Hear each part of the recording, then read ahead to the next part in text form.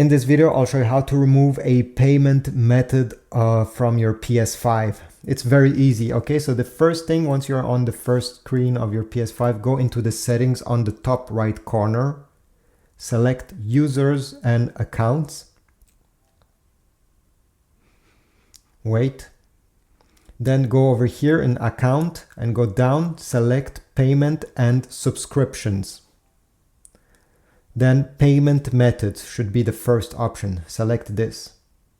Finally, you're going to be on this page where you're going to see all your payment methods. So if you have credit cards, debit cards, PayPal accounts, they'll all be lined up on the right side. If you want to remove one of these, highlight it as it is right now.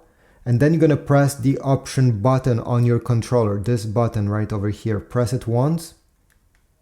And you're going to get the option to edit this payment method, but this is not what we want. We want to remove it.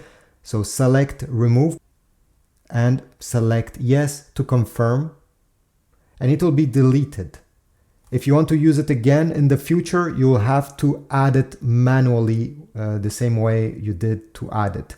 So this is about it. I hope this was useful. If so, please leave a like, subscribe.